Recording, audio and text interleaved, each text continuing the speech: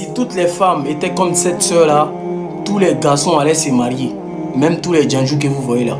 Prends ton tabouret et prends ta chaise et viens écouter cette histoire-là avec moi. Un jour, un frère, ce frère-là, il s'est dit qu'il n'allait jamais se marier. Qu'est-ce qu'il faisait? Il draguait les sœurs. Quelques jours de causerie, il les invite au restaurant. Et après le restaurant, il dit à la sœur, allons se reposer. Et c'était son travail. Chaque fois, lorsqu'il voit une sœur, il court après elle, il prend son numéro. 2-3 jours de causerie, il dit à la sœur, il t'invite. Quand la sœur vient, ils vont manger demi-poulet, poulet penché, poulet piqué. Quand ils finissent de manger, il dit allons se reposer.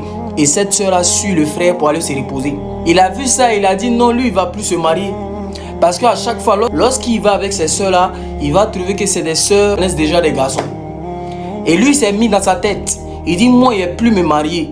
C'est-à-dire, il a fait ça jusqu'à... Le Dieu serait content, subhanallah. Et vu que c'était son travail, à chaque fois, quand il voit une sœur, il prend son numéro. Et c'était facile, c'était amusant pour lui. C'était quelque chose qui était devenu normal. Il banalisait même. Il se moquait même des filles. Il disait que les filles sont sans respect. Lui, il ne se voit pas se marier. Parce que toutes les filles sont les mêmes. Déjà, il y a une qui a laissé ça dans ses yeux. Un jour, le frère, il a croisé une sœur. Il a poursuivi la sœur, il allait demander le numéro de la sœur. Vu qu'il emmerdait la sœur, il fatiguait la sœur, elle lui a remis son numéro. Lorsqu'elle lui a remis le numéro, il a commencé à causer avec la sœur. Comment est-ce que tu vas? Les nanani, les nananas, les patati, les patatas. Il dit à la sœur, viens et t'invite, on sort. On va aller manger poulet. Après le repas, on va aller se reposer. Elle lui a dit, si c'est manger là, ça ne manque pas chez nous. Il mange jusqu'à il mange, moi, mais si fatigué. Maintenant, concernant le repos là, faut venir demander ma main à mes parents. Tu vas te reposer jusqu'à tu vas être fatigué. Reposer même va te dégoûter. Toi-même, tu as fui repos. Allahu Akbar. Regarde cette femme-là. Ça, c'est une vraie femme. Ça, c'est une femme de caractère. Une femme qui sait ce qu'elle veut. Une femme qui n'est pas embrouillée par le mariage. Une femme, lorsqu'on lui dit qu'elle est mariée en même temps, il doit t'essayer sans se donner un derrière voiture ou bien vélo. Ou bien, je ne sais pas si c'est chaussures.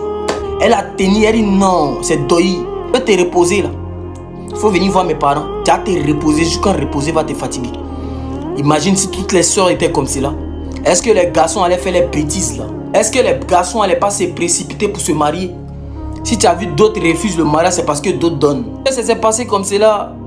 Ça a tiqué le frère. Celui qui pensait que toutes les femmes étaient les mêmes choses. Celui qui pensait que toutes les filles sont des djanjous. Celui qui pensait que toutes les filles sont des filles faciles.